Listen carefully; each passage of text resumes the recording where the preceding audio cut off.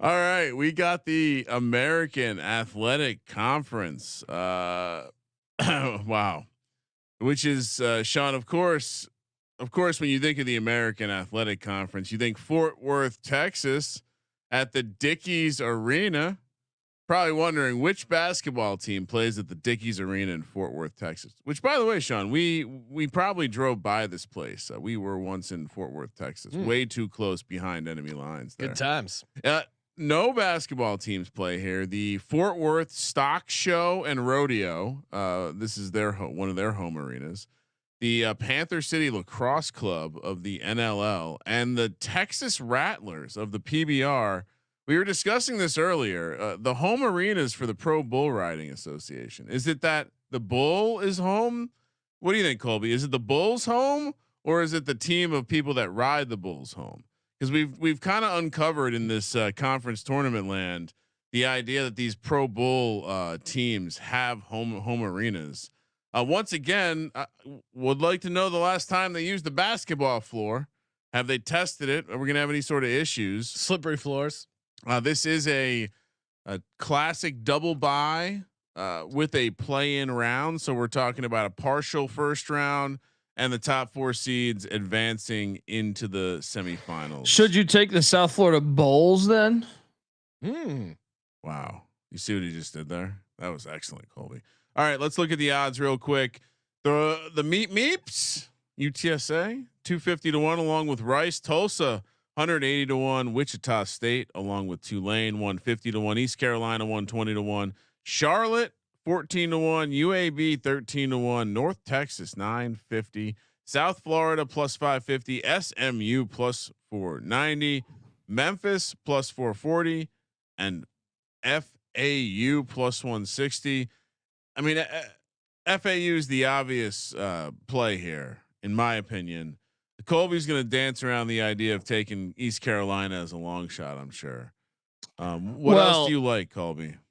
I mean, I love East Carolina in that bracket because if you look up, to me, you want something in the north side of the bracket, and you know, Rick Barnes had Mike Schwartz as an assistant coach for a while, and one of the things Schwartz really studied was that the fact that he wanted to be the opposite of Barnes when it came to tournaments in March.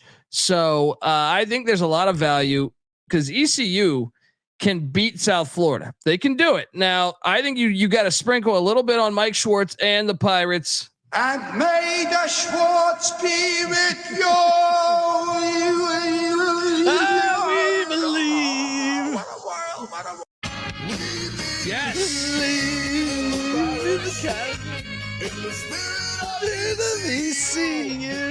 It does. It is a nice tune. It is a nice tune. Well, and it's a nice bracket. All right. It is a very, very nice bracket.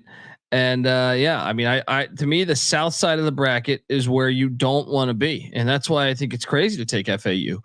I know they have experience, but FAU was also a team in the Conference USA a season ago. All right. I am all over ECU and Memphis. Memphis is on that side of the bracket, the north side of the bracket that I was referring to.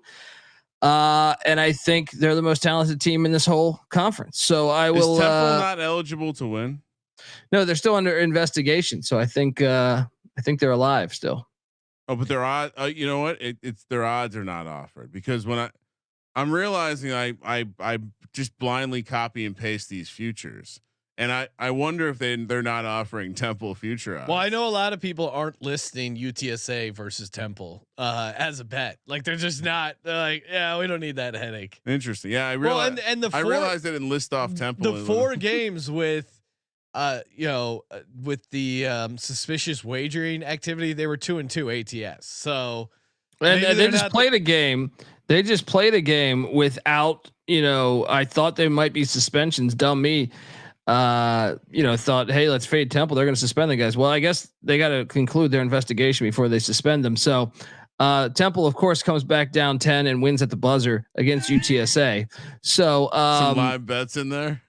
Yeah, I wish that wasn't even on my radar because the game, all the other tournaments were on, and it was just a regular season game. So I was like, fuck that game. But guys, look, South Florida as the 1 seed. I understand Amir Abdul Rahim's doing an unbelievable job. right? He took Kennesaw State to the tournament last year. He goes to South Florida, gets the 1 seed. Them and UAB are on the top side of that bracket. Both those teams. South Florida just lost to Tulsa. All right, so like ECU can beat South Florida. Memphis should beat UAB. They just beat them by 30 the other day. Like that's the side of the bracket you want. FAU has to play North Texas, who always gives them fits, and then they're going to have to play either Charlotte or SMU, and then they're probably going to have to play Memphis. That's a hell of a gauntlet to go through 3 of those teams. I think that you want something from the north side. Yeah, I'm with you. I like Memphis, and then I'll put $5 on ECU because if they win, we won't hear the end of it. Yes. No. Why not? I mean, I believe in the power. I'll tell you something too, guys. Because when you're at East Carolina, you go for it every time. Or you don't coach at East Carolina. You don't come to East Carolina. You don't play at East Carolina with a weak heart. Write it. Write it. Okay. They've lost 5 straight, Sean. You sure? That's he's doing the anti-Barnes. East Carolina? Barnes closes the season winning 5 straight. He's the anti-Barnes. That is one way to look at it. So I haven't heard anyone talk me out of Florida Atlantic. Have fun with that one. Well, because what Colby said, like that side of the bracket is just a gauntlet, right? I mean, I think this conference in general has Temple winning it would be just. I mean, part of me wants to put a small bet on Temple just for comedy's sake, right? I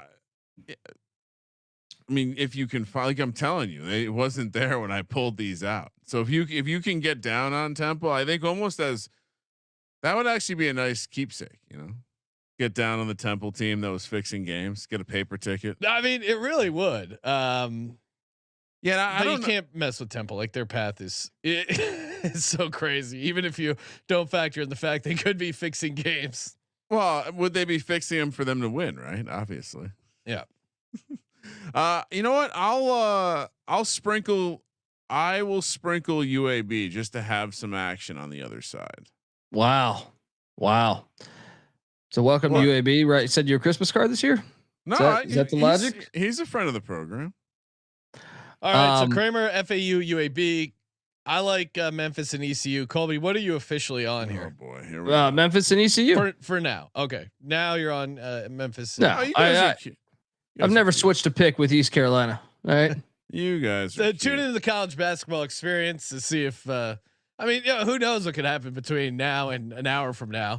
That would cause Colby to change his futures. Hey, shit changes. You don't just stick to a pick. If you find out a guy's out, especially in the college realm where you don't get injury reports, you gotta dig. You know. I just came up with a really amazing idea for an automated X account that just posts every time Colby changes a pick. We'll call it a Benedict pick Dundee. Benedict tracker. Let's head over to the SWAC.